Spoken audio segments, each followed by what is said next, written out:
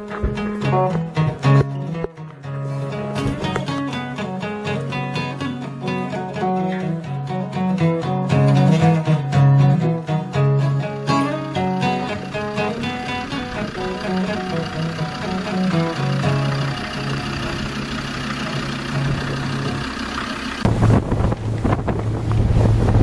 to Cork Harbour.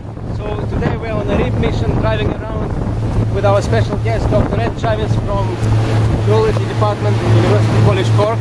Yeah, we're going to have a tour around the harbour today to see some of the geology. Cork Harbour is one of the largest natural harbours in the world.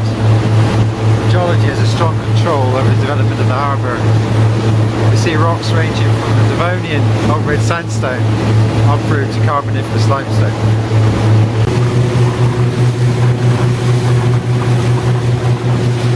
Here we are in Cork Harbour on a typical Irish summer's day, and we're going to examine some of the rock types that are present here, their structure and how this relates to the topography of the harbour. Now, the oldest rocks in the area are called the Old Red Sandstone, and these are named because they're old and they're red and they're sandstones. Isn't that great? Now, the Old Red Sandstone is found coming to the surface due to folding. And the folding of antiformal structures, or upfolds if you prefer, it occurs along east-west trending lines. Now, there are a number of folds that come across the harbour. One of the major antiforms is under Cove itself, under Great Island, that brings Old Red Sandstone to the surface. There's another one right at the entrance to the harbour called the Church Bay anticline, and there's another one underneath Fort Carlisle and Fort Camden, also close to the entrance to the harbour. There are synformal structures as well.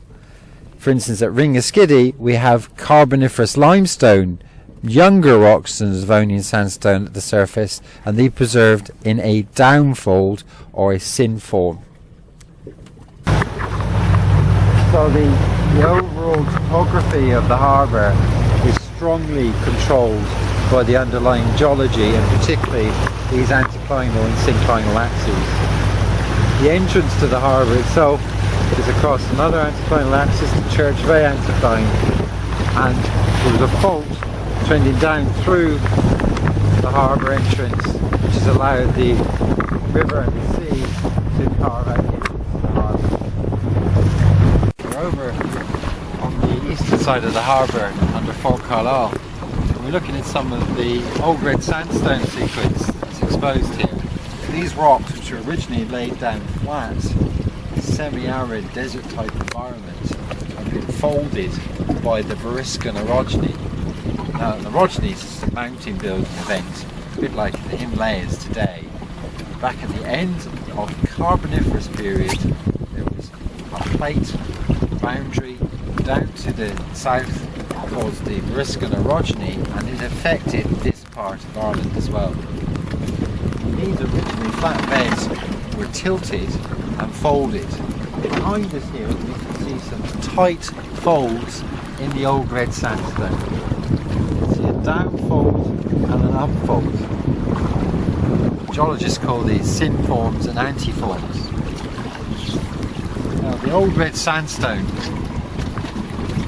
is red from oxidation of the iron within the sediment.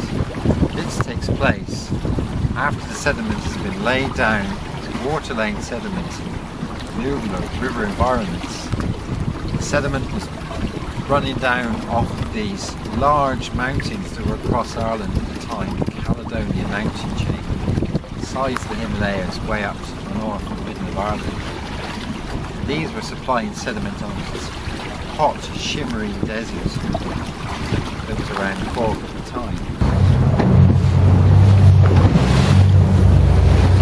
The higher ground areas are actually where the Old Red Sandstones are coming up to the surface in the centre of folds, anticline folds. Where the lower ground, lower topography, such as at Ringaskiddy, is where we have Carboniferous at the surface, due to them being the centre of tidal faults.